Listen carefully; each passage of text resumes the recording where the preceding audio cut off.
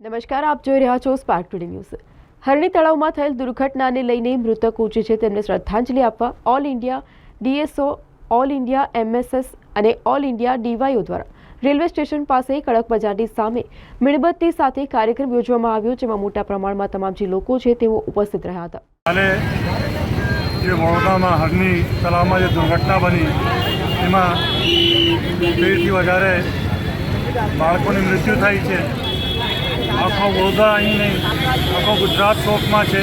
એક એવી ઘટના બની છે એ વારંવાર આવી ઘટનાએ શું કામ બની છે એને ઉપર પગલાં લેવાનો ટાઈમ છે અને કેટલા વર્ષો સુધી એ પ્રાઇવેટવાળાને એ લીઝમાં આપેલો છે। એ જે દુર્ઘટના બની એ બોટમાં જે થઈ ગયો હતો એમને સેફટી નિયમોનું ઉલ્લંઘન કર્યો હતો।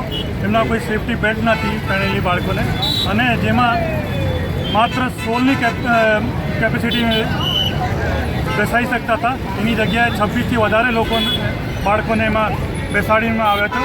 તો એ ખરેખર દંડનીય છે અને અપરાધીય પરિસ્થિતિ છે।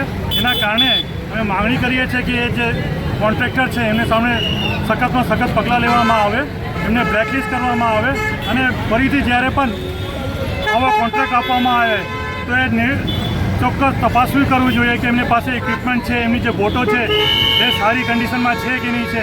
એ તમામ વાતોને ધ્યાનમાં લઈને એ કોન્ટ્રાક્ટમાં આપવું જોઈએ અને એ કાયમી એક નિયમ પ્રમાણે 15 દિવસમાં કે 1 મહિનામાં એમની તપાસ જાંચ થવું જ જોઈએ કે એમની પાસે ઇક્વિપમેન્ટ છે, એ ચલાવી રહ્યા છે, ઇક્વિપમેન્ટ સારી કન્ડિશનમાં છે કે નહીં, એ તમામ વાતોના ધ્યાનમાં રાખવું જોઈએ। આટલી આ જે ઘટનાનો અમે લોકો બહુ આઘાત પહોંચ્યો છે। અહીં આગળ ડીવાયઓ, ડીએસઓ અને એમએસએસ તરફથી એક શોક સભાનું આયોજન કરવામાં આવ્યું છે।